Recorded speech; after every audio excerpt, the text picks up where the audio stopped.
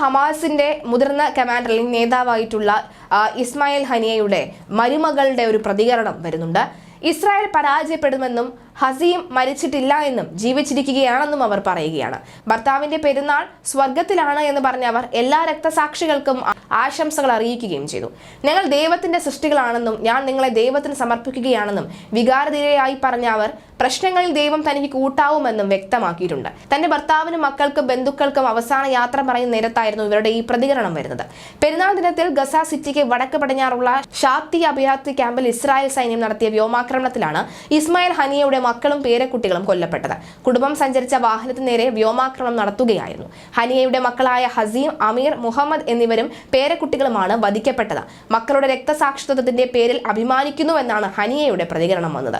തന്റെ മക്കളുടെ രക്തത്തിന് ഗസയിലെ മറ്റ് രക്തസാക്ഷികളെക്കാൾ കൂടിയ വിലയൊന്നുമില്ല എന്നും കാരണം അവർ ഓരോരുത്തരും തന്റെ മക്കൾ തന്നെയാണെന്നും ജെറുസലേമിൽ അൽ അക്സയുടെയും വിമോചന ലക്ഷ്യത്തിൽ ഞങ്ങൾ അടിയുറച്ച് തന്നെ നിൽക്കുക തന്നെ ചെയ്യുമെന്നുമുള്ള പ്രതികരണം ഹനിയയുടെ ഭാഗത്തു നിന്നും ഉണ്ടായി. ഈ ആക്രമണത്തോടെ ഹമാസിനെ തളർത്താമെന്നാണ് കരുതുന്നത് എങ്കിൽ ഇസ്രായേലിന് തെറ്റിയെന്നും അദ്ദേഹം പറയുകയുണ്ടായി. എന്തായാലും ഇസ്രായേൽ നേരെ വീണ്ടും യുദ്ധം കഴിഞ്ഞ കുറേ നാളുകളായി ഏകദേശം ഒരു 7-8 മാസത്തോളം തുടരുന്ന യുദ്ധം മറ്റൊരു തലത്തിലേക്ക്, ഇതിനിടയിൽ തന്നെ പല രാജ്യങ്ങളും ഇതിലേക്ക് വരേണ്ടതില്ല എന്ന് അമേരിക്ക ആവർത്തിച്ച് പറയുമ്പോഴും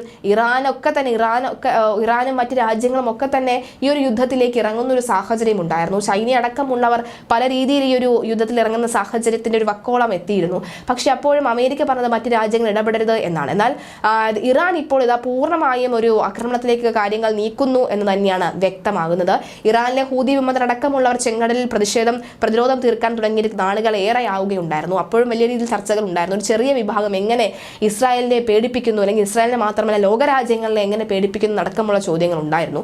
ഏതായാലും നിലവിൽ ഇതാ ഇപ്പോൾ വീണ്ടും വളരെ ശക്തമായ രീതിയിൽ തന്നെ കാര്യങ്ങൾ മുന്നോട്ട് പോകുന്നു. ഏത് നിമിഷവും ഒരു ആക്രമണം ഉണ്ടാകാം. മൊസാദ് കരുതിക്കൂട്ടി അല്ലെങ്കിൽ മൊസാദ് എല്ലാ മുന്നറിയിപ്പുകളും അല്ലെങ്കിൽ ഏത് നിമിഷം എന്തും ഉണ്ടാകാം, അതിനുവേണ്ടിയുള്ള തയ്യാറെടുപ്പുകൾ സജ്ജീകരിച്ചിരിക്കുകയാണ് നിലവിൽ.